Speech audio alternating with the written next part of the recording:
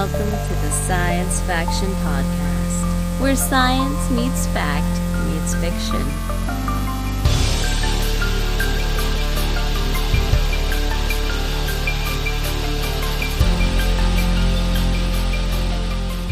This is Science Faction for the week of February 9th, 2026.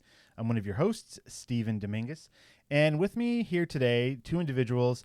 Maybe they're getting ready to buy some flowers or chocolates for that special someone. I'm not sure. Benjamin Daniel Lawless, you know it. Yeah. Support the Valentine's Day corporate machine, everybody. Devon Craft. Here. Yeah. Devon Craft says, don't support the machine, F the machine. Rage against the machine. Well, speaking of corporate stuff, and the Super Bowl was yesterday. Oh, yes. Green Day played the opener, before the Super Bowl, not the halftime, but before the Super Bowl, they showed it. And it was, this happens all the time because most artists have an anti-establishment feel, but Green Day in particular, they're anti-establishment and political. Yeah. And they even played the song Holiday and American Idiot, but just to be playing those songs and being a punk band, but you're at the most corporate event in the world. Well, I think that this particular year's Super Bowl had a tinge of rebellion through all of it, right? You watch anything besides the halftime show with Bad Bunny. I imagine. Yeah, you watch the halftime show with Bad Bunny. That was unapologetically Puerto Rican, and they leaned into it, and I'm here for it. And so, to get the reaction of we need someone who's more American than Bad Bunny, which that's nonsense because of Puerto Rico is an American territory. For them to say, okay, you want an American band? Well, we got Green Day.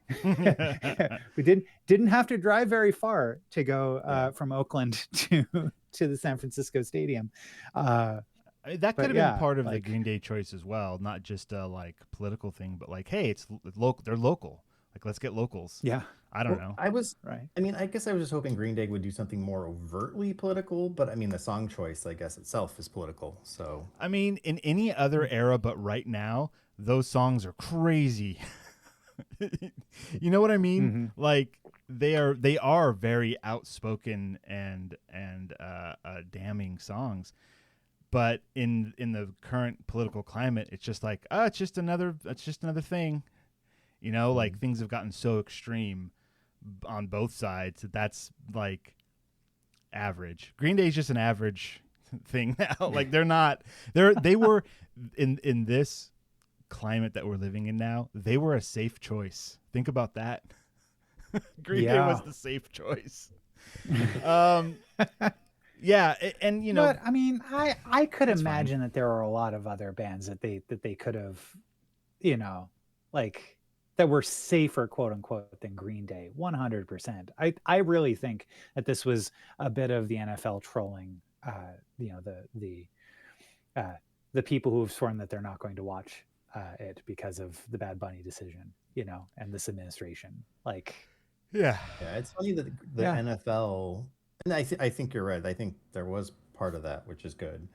But it's funny that the NFL is the organization making a somewhat left-wing statement of, just how far to the right everything has gone, that the NFL, a famously conservative organization, is left-wing. Yeah. Yeah, that is. Yeah, what a world we live in. Goes to show you how far things have really gotten. And really, hey, everyone, stop looking left and right. Start looking up and down. That's where the real fight is. Yeah. All right, but this is a podcast about science and science fiction, so let's talk about those things. No, this is good. This is all we got to deal with all of it. However, there's a couple of neat sci-fi things that we need to talk about. A couple of shows definitely that we got to talk about here. And I kind of want Ben to go first. So here's the thing. You've got not only some Starfleet Academy stuff to talk about, but also your Jaws theory, which I love both of those ideas. And then Devon and I were talking pre-show. He finished the second season of Fallout, and so have I. So we have that to talk about. So let's hit our real life stuff here. What have we been consuming? Real life, we should change this to just consumption with a question mark.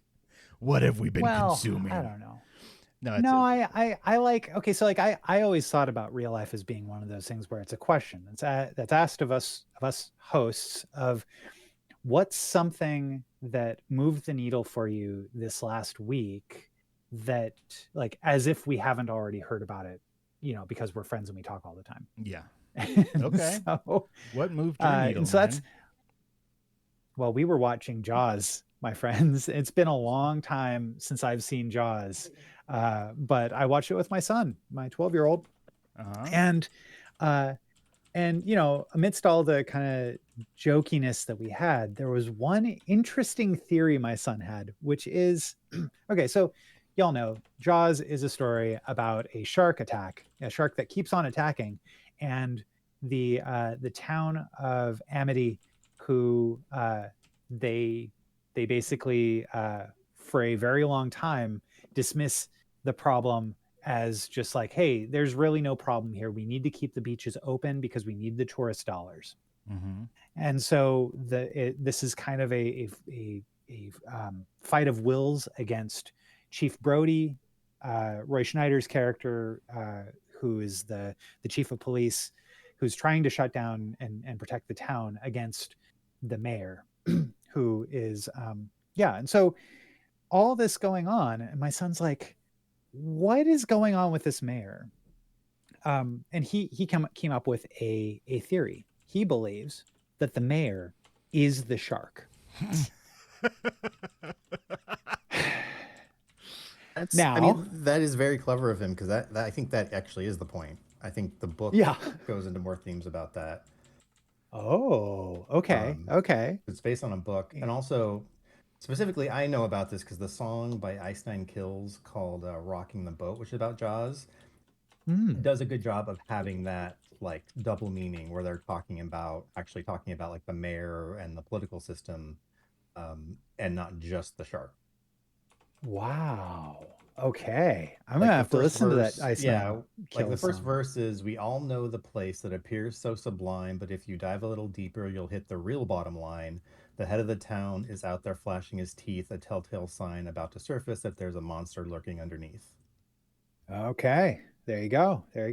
But I think that, like, okay, so you're going from a metaphorical perspective. My son's theory is based on, like, what if he's really the shark? What if he's in a human suit? You know, and there's actually kind of interesting evidence supporting this. I want to hear the evidence. Yeah. All right. So number one, here's this guy who's the only person who's not dressed like the rest of the humans on the beach. He shows up to the beach and he's in a two-piece full-on suit, and he's walking around encouraging everybody to go swimming. You know, like talking to different members of the and he's like, hey, why don't you go swimming? Later on, after the second or third attack happens, and he's in the he's in the hospital, and he says to Chief Brody, well, my children were on that beach too. Now, he doesn't necessarily say that they're human children or if they're sharks. Okay. But okay, so like, Exhibit A wears human clothes, right? Exhibit B doesn't call himself human. Right. Got it. All right. Continue. Right. Yeah. And then at the end of the film, after the shark has been killed, you don't see the mayor for the rest of the film. Exhibit C. Now, mind you, mayor. Okay. All right. Yeah. Mind you, the end credits are the two remaining people who are alive, dragging their raft, their custom made raft up onto the beach, onto the shore. So there isn't really the opportunity for the mayor to stick his head out and go, "Hey guys, I was here all the time." But we all know what's what. Is all I'm saying. Well, did you wait till after the credits? Where there is no after credit scene. No, it says. But I also look. No, it says the mayor will return in Avengers Doomsday at the very end. Mind you, I also have not watched Jaws 2, which I know that several of the cast members from the first film reprise their roles in the second film. So maybe he's in that, whether you want to consider it canon or not. Though I did see the the synopsis, like a little blurb about Jaws 3D, which came out in the year of our birth. Well, most of us, in 1983. And when a shark, I'm just pulling this from memory, but a shark gets stuck inside SeaWorld. Yeah, that's what I remember. I feel like as a kid, I watched the third one the most because of the crazy premise. Oh my gosh. Yeah. I think it was just on the Sci-Fi Channel a lot. Remember the Sci-Fi Channel? Heck yeah, man. Right on. So, well, that's a very interesting theory, and it's now my headcanon that the shark is the mayor, and that's just that's real life now. Right. And to Devon's point, the shark, like our desire for money and success in particular ways could be the shark as well. The desire to throw all caution to the wind and endanger the lives of the people just to make a quick buck. Oh, people wouldn't do that. Yep. No way. Just to make money? You're kidding. Yeah, that's science fiction. It must be science fiction. That can't be real life. All right. Well, good. Besides the shark mayor theory, did you and your son enjoy Jaws as the world's first blockbuster movie? Yes, it's an incredible film. Amazing cinematography. The acting is on point. It's really interesting watching the way that the townspeople are filmed and the way that they act. They don't feel like actors. They feel like real people fleshed out in this town, despite not having a lot of screen time. Interesting. Okay. Yeah, and it's odd watching it and having like memories that I know are now false. Because the big line is, "We're going to need a bigger boat."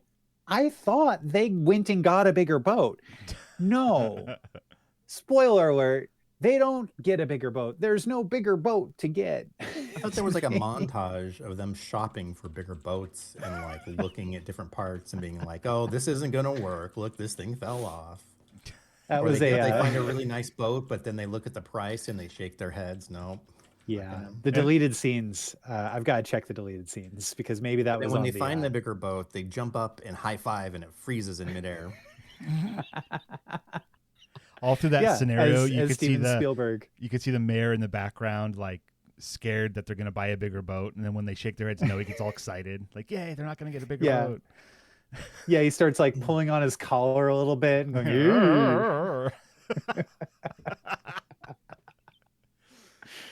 This is the best film ever. What about one last thing I'm going to ask about Jaws, the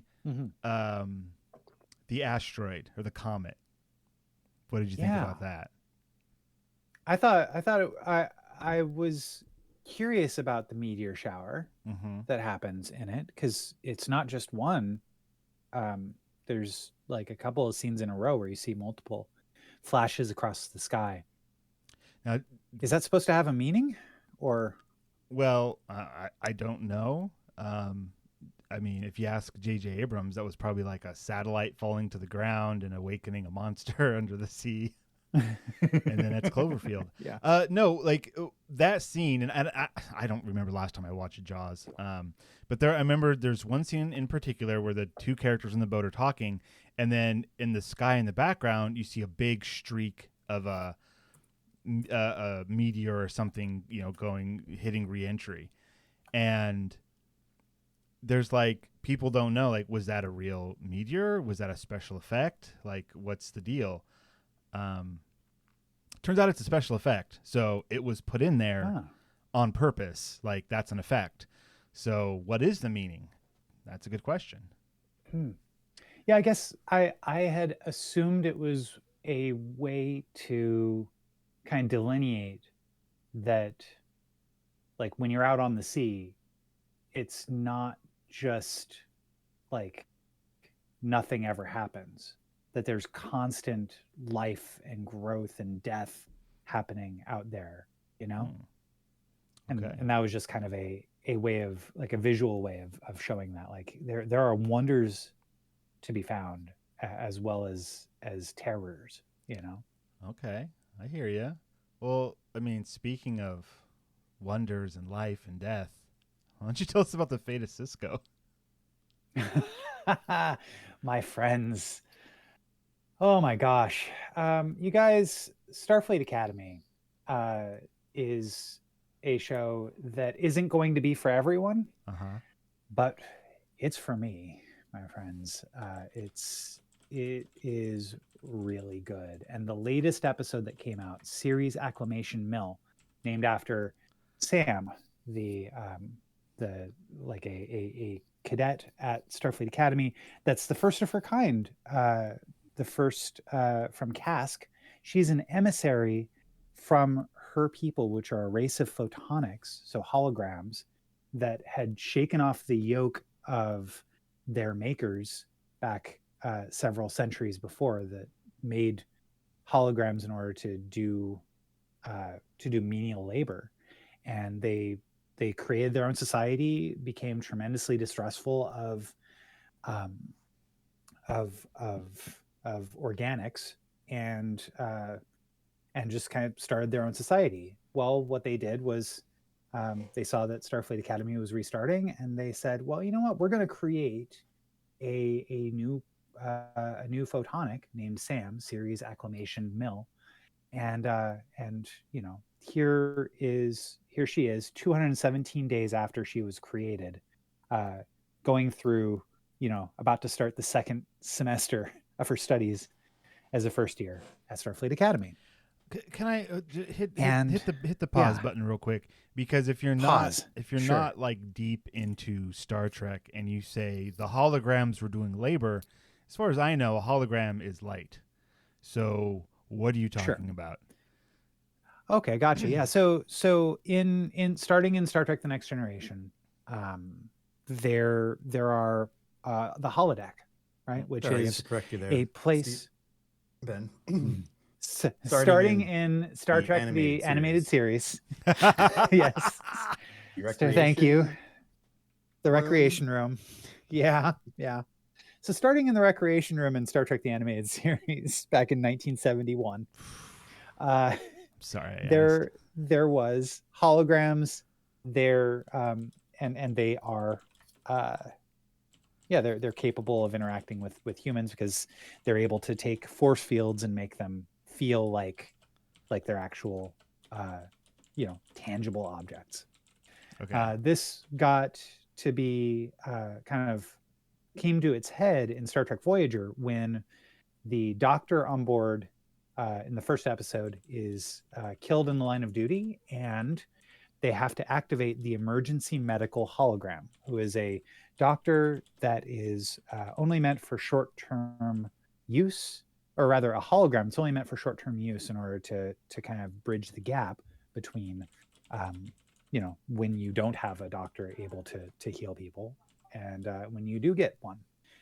So the doctor then ends up having to work long-term and becomes an actual person, finds their personhood through all this. And after Star Trek Voyager, ends up living another 800 years and is now a a professor at Starfleet Academy in this new show. Okay. Now, did they say why he chose to age himself up about 20 years, 30 years? Yes. Oh. Yeah, they said it in the first episode. I don't remember what it was. Okay. But it was. They I would mentioned it. rather have that than have constantly de-aging special effects going on. I mean, yeah, of course. Yeah. But Yeah. it's meant to be the same doctor, not just Yes, a copy or another version or something. It's the same dude thing. The same dude. Yeah. Awesome. That's pretty cool. So, so there's that, and that's going on. That's been kind of since the beginning of the show. This episode is sort of a spotlight on Sam, on Siri's Acclamation Mill, and her character and her relationship with the makers that she has back on Cask that are asking for updates, and they're overbearing parent-like figures that are really wanting. They're like, hey, you are taking too long telling us whether or not we can trust the organics, so you need to become you need to take a particular class called Confronting the Unexplainable, because then you'll get a fast track to getting all the answers that we need. Okay. So she's trying to take this class, and she meets a Cardassian professor named Isla, and played by Tawny Newsome. Oh, really? Who you would know as Beckett Mariner from Star Trek Lower Decks, who also wrote this episode. Good for her. Yes. So the idea here is that Sam's like, hey, I see that one of the main mysteries that this course covers is the mystery of what happened to Captain Sisko. And Professor Isla is like, well, it's too late in the semester. We're already at midterms. You cannot join our class. And but then kind of recants, like, well, if you solve the mystery of Captain Sisko, you could teach the class. I don't care. So well, guess what? Is that what happens? She tries. She examines a lot of what's going on with Captain Sisko, and I mean, spoiler alert, she comes across holographic recordings of Jake Sisko, Captain Sisko's son, talking about his father. Now, in real world stuff, Avery Brooks, who played Captain Benjamin Sisko, he retired back in 2013 from acting entirely. He now teaches at university. He's living his best life, and he has no interest in acting anymore. Okay, but this episode is such an incredible so it is funny, haha. It's written by Tawny Newsome, right? But also Tawny Newsome has an incredible taste for the history of Deep Space Nine, which is her favorite Star Trek series. You go, girl, is all I gotta say. And what she does is really, really, really good. The show is not going to be like it's played a bit more for laughs. It's not your typical Star Trek feeling show. So a lot of people might be turned off from that, but I'm here for it. It felt more like Farscape. It felt more like like college age stuff, as they're, going to bars, getting drunk, getting in bar fights, bar fights, romance. It's so good. Wow. Yeah. Okay. But then sounds interesting. But then on the flip side, it has a very real discussion of who Captain Sisko was, and like as a father to Jake Sisko. And a lot more happens. I mean, I don't know how far you want me to go into this, but the basic gist of it is that like it helped me remember, for me, Deep Space Nine, I'm kind of realizing as an adult rewatching the episodes, how much Deep Space Nine was a bit of fantasy for me, a bit of like this idea, like having Oh boy. there was a lot going on around that time where I thought, oh hey, dealing with my mom and my stepdad, wouldn't it have been nice if I would have just lived with my father? That was a conversation that came up in my head quite a bit. And watching Deep Space Nine was a bit of wish fulfillment, because here was Avery Brooks playing essentially my space dad. He was, raising, a son, single parent in an environment that really was not for children whatsoever, with people getting stabbed in bars on the station all the time. And, they're on the edge of war and all this stuff. Yet through all of that, Avery Brooks, like how he portrayed Captain Sisko specifically as a father to Jake, was something that really resonated with me quite a bit in terms of wish fulfillment. That's awesome, man. Yeah. And this episode, now that I've watched it 3 times, whoa, okay, is an incredible way of honoring that. Well, good. Yeah. Cool. And they got the kid actor back. Yes, Sirach Lofton plays Jake Sisko in a couple of scenes, and then, all right, spoiler alert. Okay. Tawny Newsome plays Professor Isla Dax. Okay. Does that mean and something? So she's the same symbiont Dax from Star Trek Deep Space Nine. So now she's, okay. Yeah.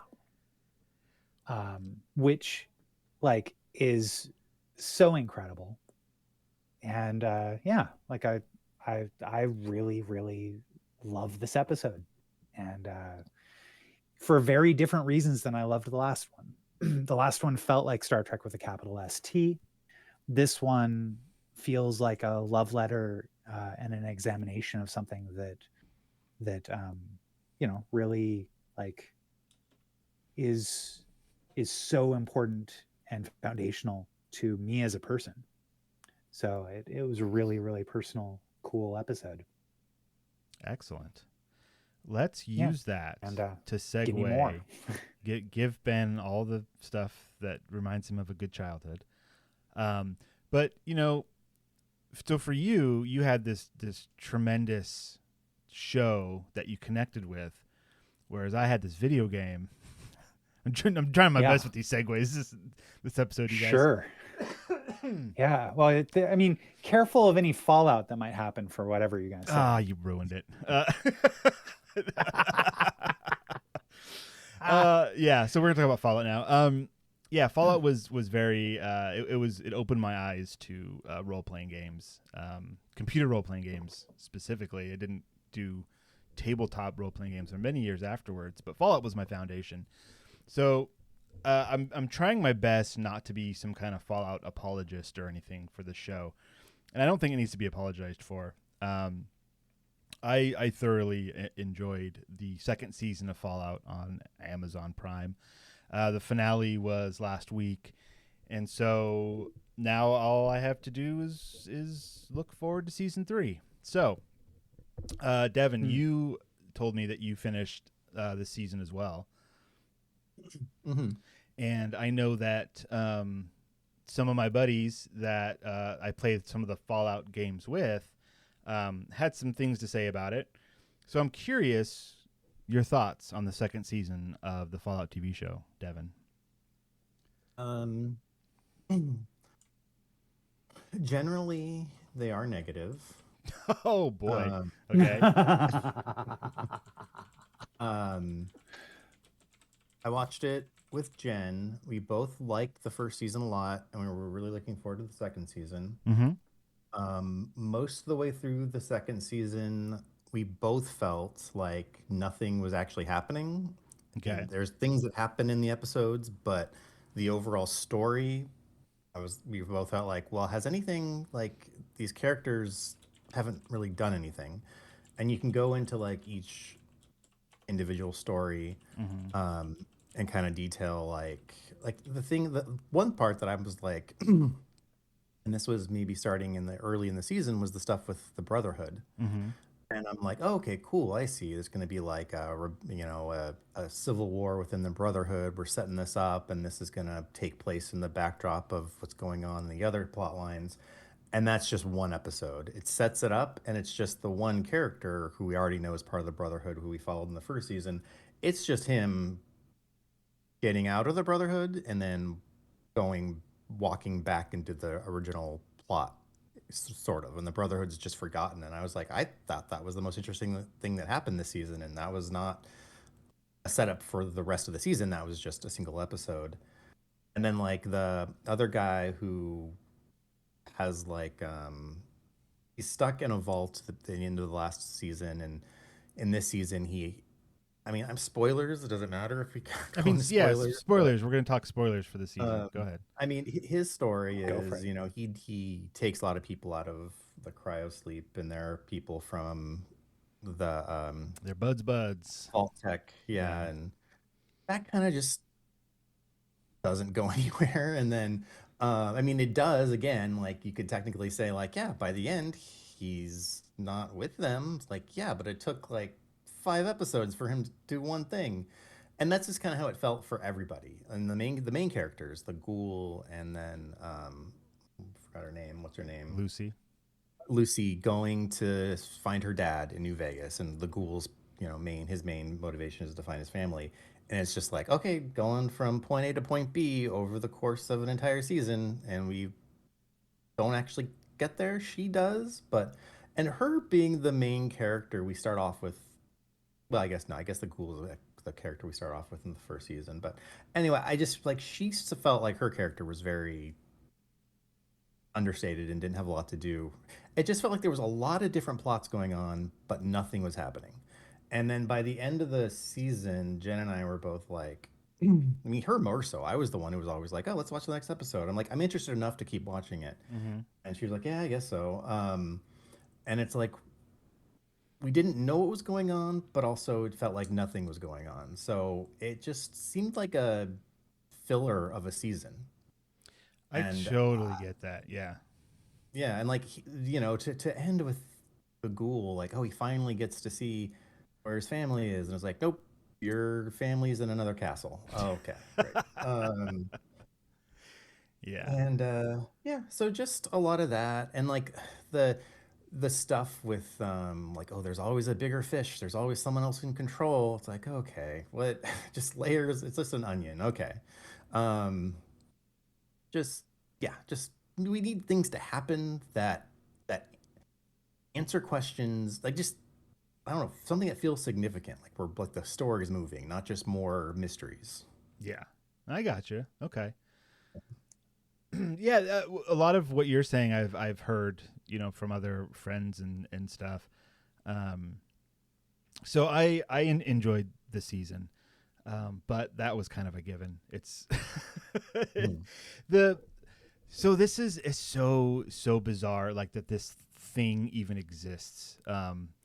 And I think what we've run into here is that this second season is the wish fulfillment season for the creators.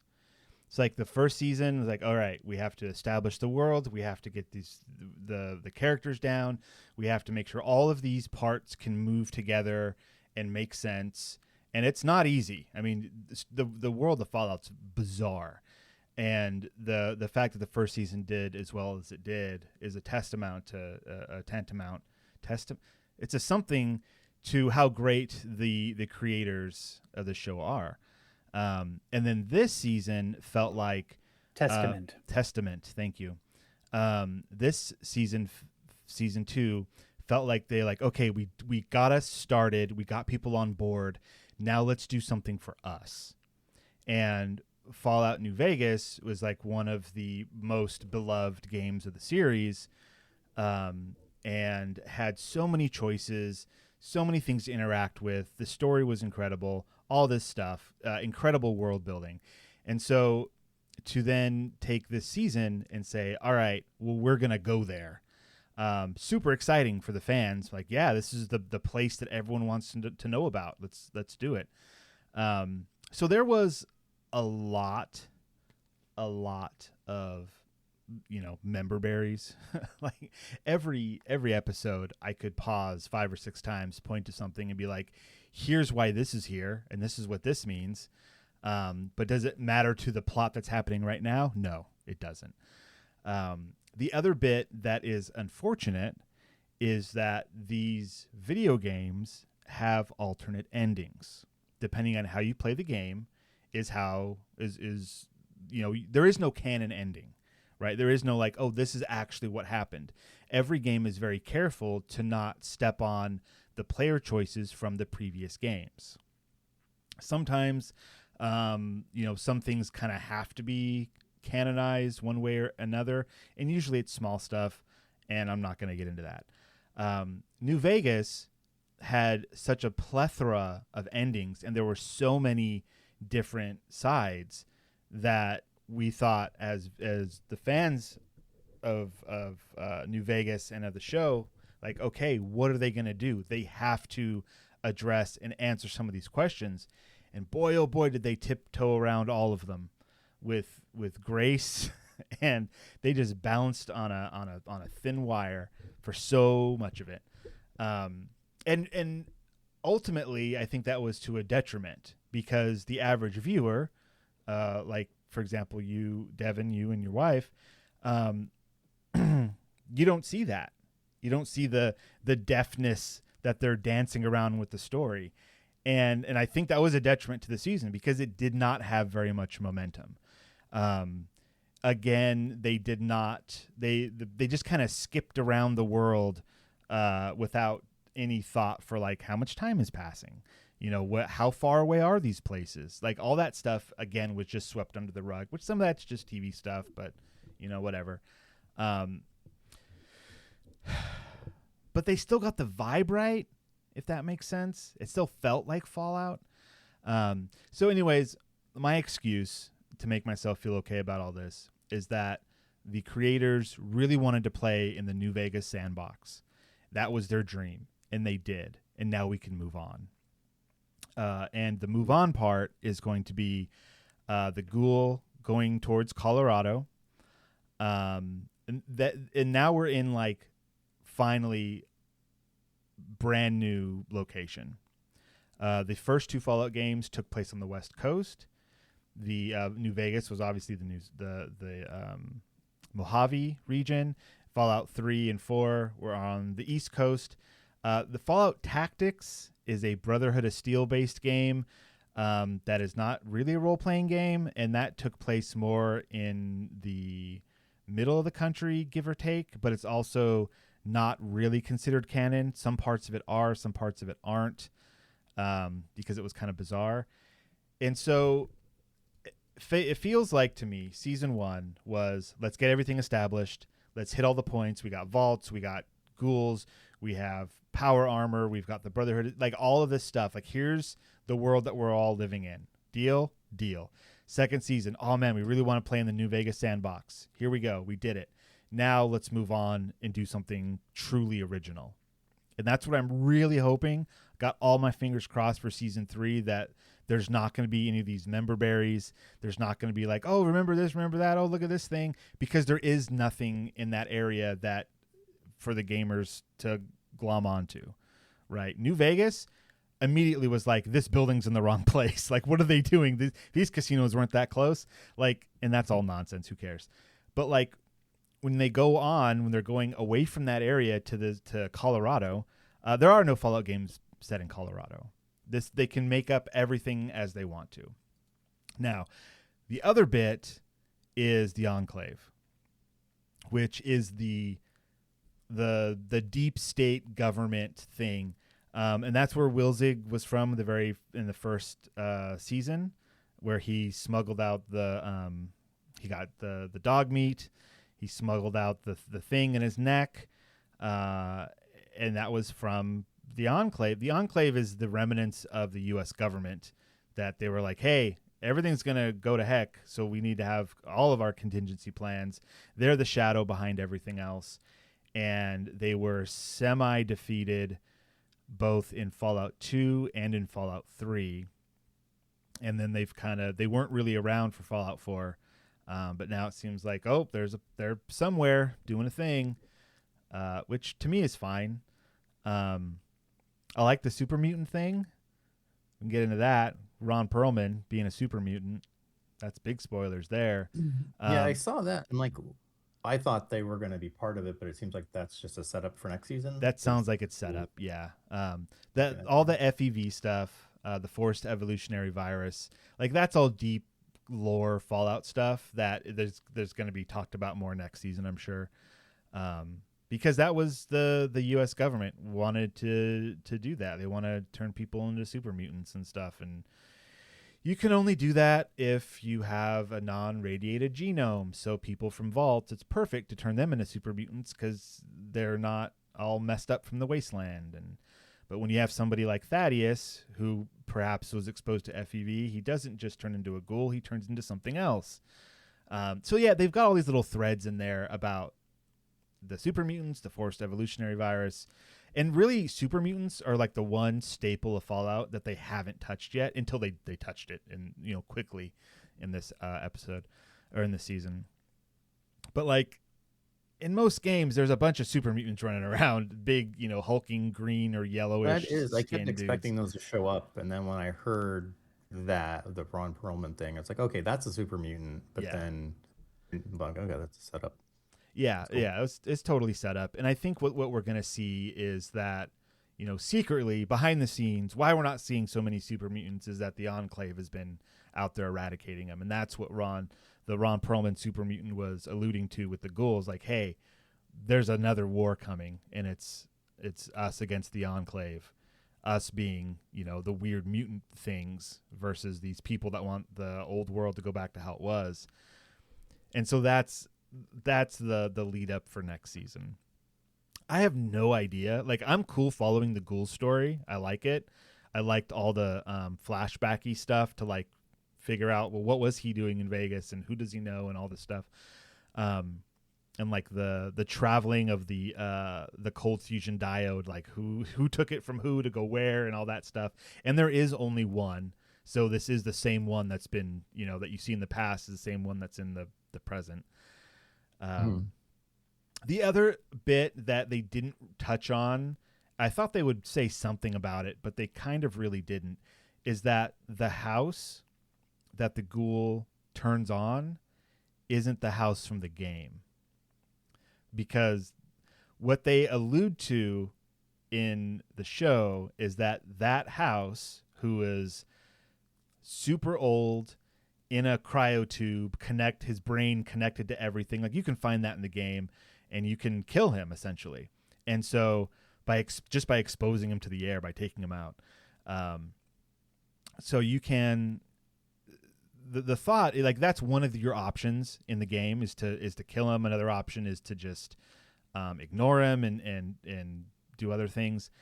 But the way that the show seems like any of those options could be true. And then somehow House was taken out, which he alludes to when he's talking to the ghoul.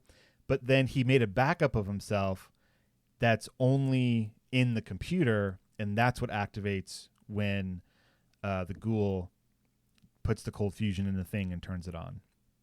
So those are actually different houses. But also, I think, come season 3, it's not going to matter because we're all going to move on to Colorado anyway and move past it. And I think that's how this show should go, that we should perhaps move to a location, do some things, and then move on. I don't know. That's enough Fallout talk.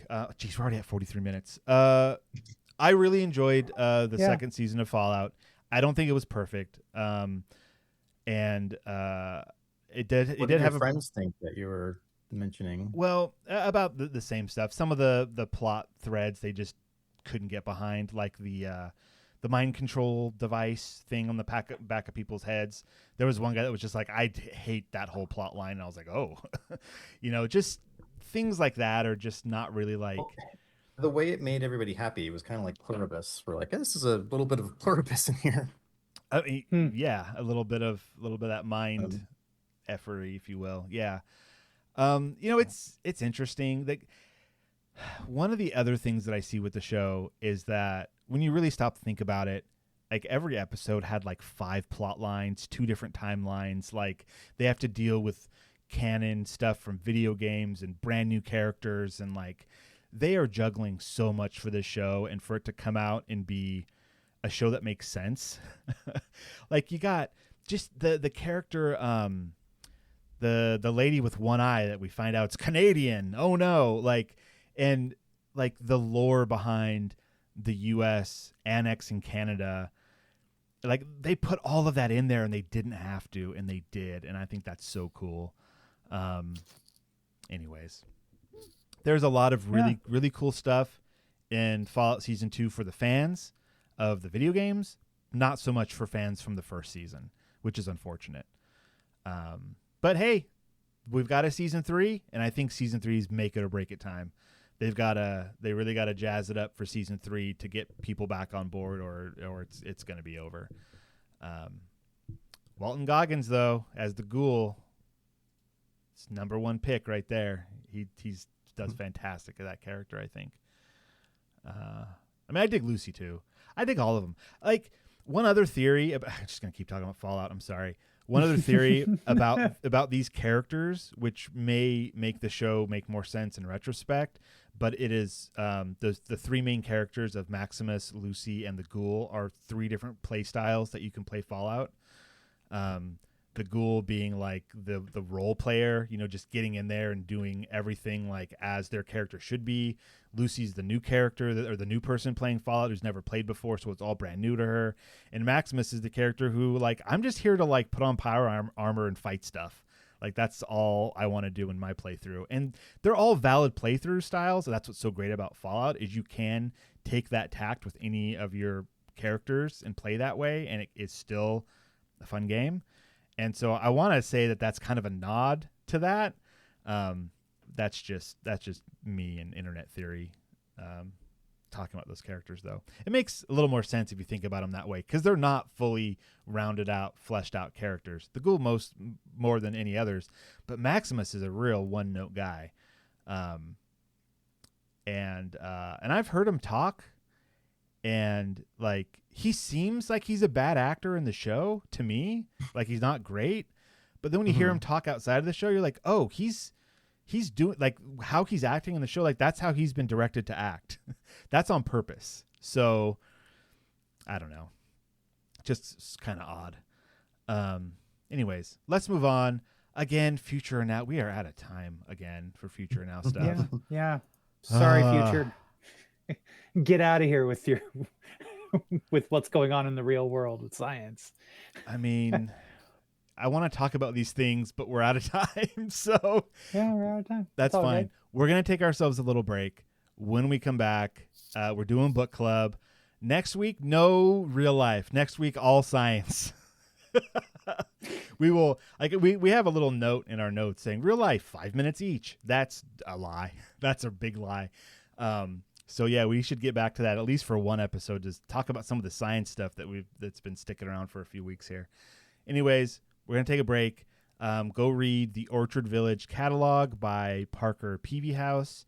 There's a link in the show notes. That's what we read this week, and we're gonna talk about it when we come back. So we'll be right back. Oh wow, another free listener. Incredible. Look, I love that you're here, but let's be real. You could be getting so much more. Bonus episodes, unfiltered takes, behind-the-scenes chaos. All you have to do is join our Patreon at patreon.com/sciencefactionpodcast. Or don't. But if you don't, just know that somewhere in a parallel universe, a better version of you already has. And we're back. Heyo. Hello. Hey. And a great big thank you to our patrons, Renee and Josh. You guys rock, and we hope you enjoyed a lot more Fallout talk during the mid break. way more than anyone ever asked for, and I'm so thankful for Stephen, for my wonderful co-host Stephen, who like now I know, now we all know. I know too much. I should use his brain power for other things than remembering Fallout lore. Well, we'll see. But next week we're going to be reading a story by Isaac Asimov called Liar. Which originally was published back in May 1941 in Astounding Science Fiction, and then included in the book I, Robot from 1950. So going way back. I love a good Asimov story. And though I will tell you that I'm the first to say that not all Asimov stories are good Asimov stories. Sometimes they're not great on the characterization, so I'm curious about how this one will be. Yeah, looks interesting. Yeah. But what are we reading this week? What are we reading this week? We are reading a story called The Orchard Village Catalog by Parker Peavyhouse from Strange Horizons. Yes. Yep. Did we all read it? To start? Yes, we all did. We all read it. I did. I'll start. So this story it is in a feels like a near future dystopia, but everything in the near future seems pretty dystopic. I mean, everything in present future feels a little dystopic. But yeah, it feels very, very of now, though. It does. It doesn't feel so future. It feels like a very cramped future where there's not enough space for everyone, and trying to figure things out is very difficult. The main character keeps talking about how when they go to work, they're shoved in different places, different corners, repeatedly.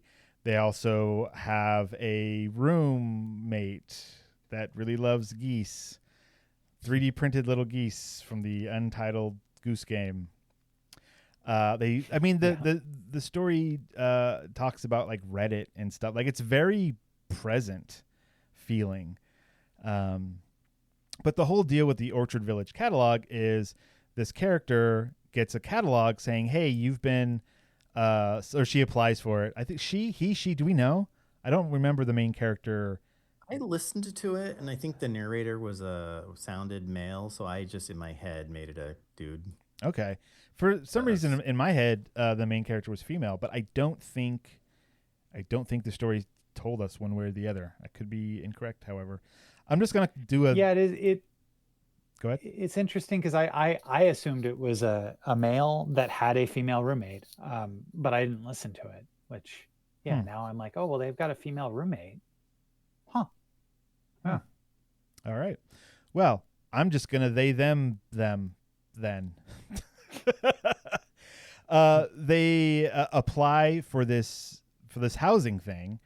And the idea is that there's this new housing development that's being made. Their company will pay for half of their rent, and just like on a whim they apply for it. Like, maybe this is something that'll happen, and then they get sent the Orchard Village catalog, which is this new development called Orchard Village. And this catalog has all of these different types of rooms or apartments or homes available. Doesn't really say, but they are kind of odd. They have a lot of quirks to them, and it almost seems like some of them are meant for lower level employees and some of them are meant for higher level employees, but all you have to do is just kind of pick a unit that you want and submit and see if you get it. And then the story kind of goes on from there, I guess. Does someone want to pick up the thread from here?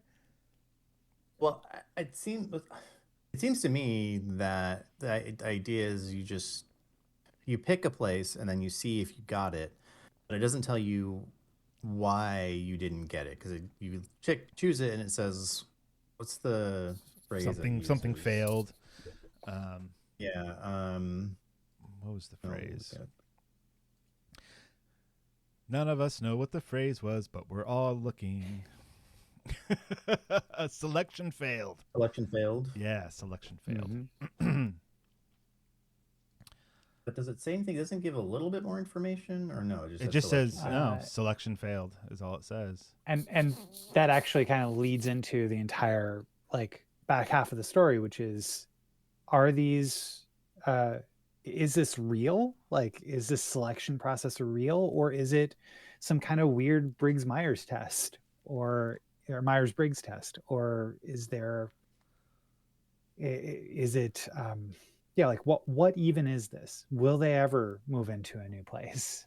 Yeah, does it even exist? Is this just a sociology experiment or psychology? But all of that is framed through coworkers talking about it, but no like evidence for anything. It's just like rumors in the office. Yeah. Until and then HR calls them in and asks for a blood sample. Yeah. For who knows why. Yeah, but also mentions that their actions have been exceptionally weird lately in regarding this the selection of their place in here. And it's like, well, how much are you following along with what it is I'm doing throughout my life? Turns out quite a bit, and they need a blood sample for reasons they won't go into. I mean, that does feel like this near dystopian future where you're at your office job and they're like, we're gonna need your blood now. Like, what? But I'm doing data entry. Like, yeah, but we need to take some blood just to make sure. I mean, it's interesting. Okay, so we use Discord to record this podcast. In part, Discord is coming out. Yeah, Discord's coming out with new information, or basically requiring age verification for certain parts of their interface in order to gatekeep content that is more mature. Okay. And so part of that is an AI based facial scanning information sort of thing that never leaves your device. But if that fails, they will accept you taking a photo of your government issued ID and appealing the verification process that way. This comes on the heels of Discord having a data breach last year, or I don't know if it was Discord, but somebody else had a data breach last year where a lot of government issued ID photos got out in the open. And so, yeah, it's kind of an interesting situation where, like, any kind of community, whether virtual or real, has things that are happening in it that they're doing in order to either protect their interests or, or they're required to from governments, and that are trying to get ahead of issues of identity theft. And how do they go about that? How does one get protection from that sort of stuff? I don't know. A lot of people are really, really concerned about Discord right now, but as I would be too, if my office was like, we're going to analyze your blood and figure out what's wrong with you. Well, okay, so this is where I have a problem with the story, because we never know, and there's never even a hint of what's really going on here. Because by the end, and even like when she goes into HR and they end up saying, oh, we need your blood. The blood/personality test is a new idea. I thought you'd be a good candidate for early testing when I found your weird catalog next to the coffee machine this morning. And so they don't really make a connection there that they are really together. And then at the very end of the story, the main character, they pick, let's see, at 8 a.m. I opened the Orchard Village webpage and entered the number of a unit I thought I might like to live in. Sun tunnel skylights, stained glass entryway window, flooring made from cherry wood reclaimed from the old orchard. I didn't expect to get it. At 10 a.m. I checked the webpage. Selection approved. Yeah. And that's how the story ends. I didn't You guys, I didn't get it. Well, before that, it does say that the person took a ride share out past the turnoff for optionality, and then they saw a new development and thought it might be Orchard Village. So did that have anything to do with it? Like actually going out and trying to find it and seeing it? Or somehow? was it because she allowed them, or they allowed them to take the blood? That is the thing that made the selection approved. Well, Was it even by though the selection's approved, that doesn't mean it's real, or that, you know, that doesn't actually confirm anything just because it says that. right? Yeah, like very weird. And a lot of the sample, like when they were saying like, oh, this whole thing might just be some kind of personality test. Like I was like, oh, that's an interesting idea, because a lot of these rooms or dwellings are very bizarre. Like what was the weird one? Let's see. I pick a unit no one else would pick. Literally the most bizarre one I could find. Only a borderline psycho would choose a unit I entered into the website. But what was it? It had to do with like swans or something. No, moths. It was like moths. Oh, here we go. Themed. By Thursday morning, I had honed in on the most unsettling listing in the whole catalog. A unit no sane person would select. All glass interior walls, living room with artificial salmon run, porous bedroom furniture for the sweaty or incontinent sleeper, ceiling mural depicting the life cycle of a hornet moth, pickleball simulator, and holographic backhand coach. Like what? So like at that point I was like, oh, like each depending on which room that you say that you want, that like means something about you, and maybe that's what this is all about.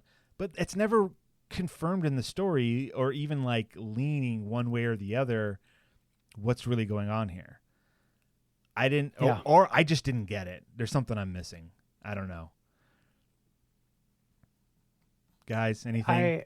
I don't know. Well, I mean, I think I think that the basic gist of this is keep your eyes out. Like, you know, I don't know. It's interesting. Like it never answers it definitively, you know, about what's actually going on. But that unsettling feeling of, you know, well, you do what you're told, and you're part of a larger organization, and you know, just keep on moving forward. Like that's what gets under your skin a little bit with this, which is fascinating to me. So it is. Yeah. It does have a bit of the like, hey, your life is awful. We've made your life awful. Now make a choice, and we'll see which choice you make, since your life is now so awful. Well, yeah, like, well, I mean, even the name of the company, Optionality.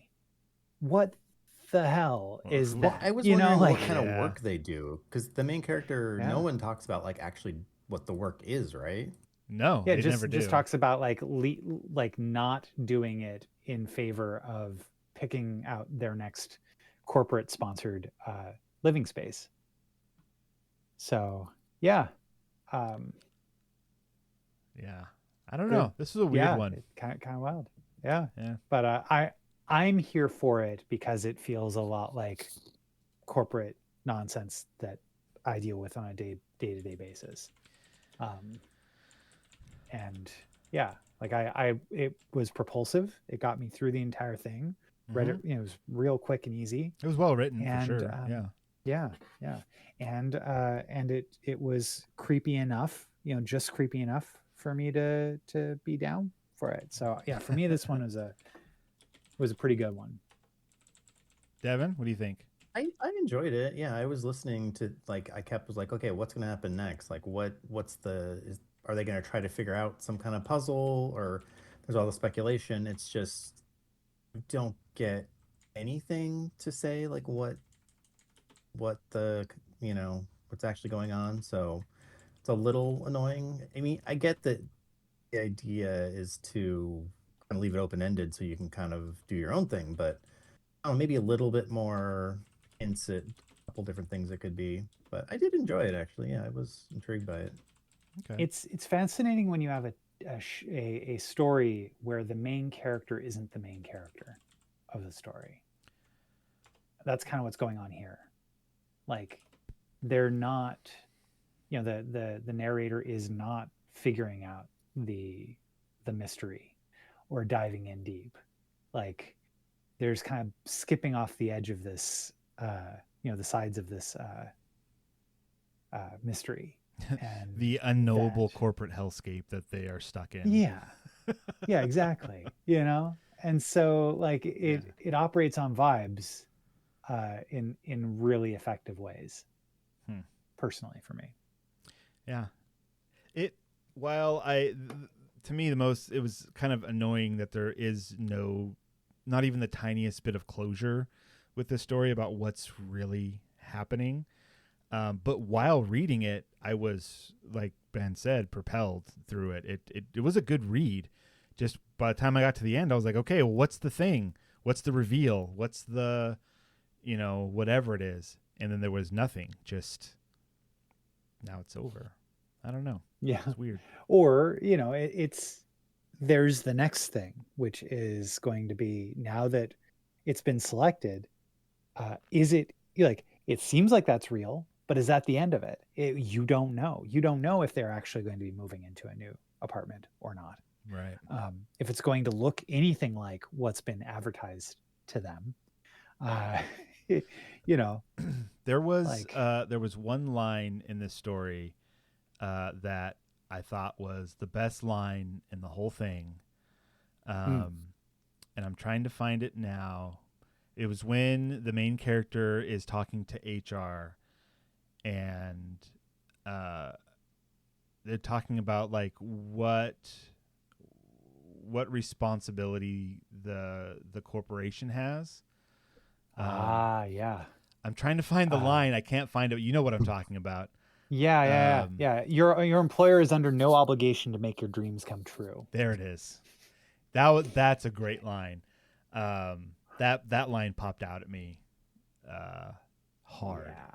And really that's true, because there's a lot of like, for those of us that work a office corporate type job, which I once upon a time I did, so I get it.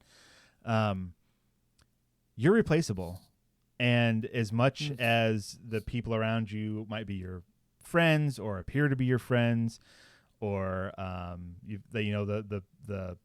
we're all family here. Like, no, if you die, you are replaceable.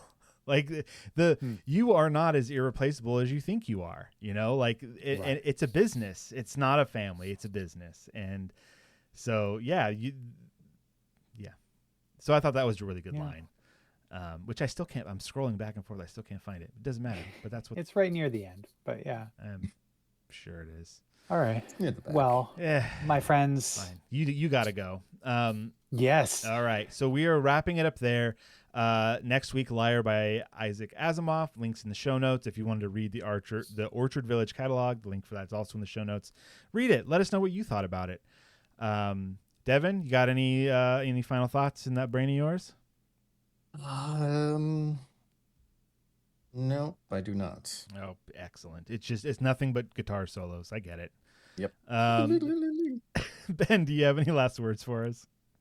Yeah. Yesterday I picked up a new thesaurus. It's a real dreadful thesaurus. And not only is it dreadful, it is dreadful. Good night, everybody.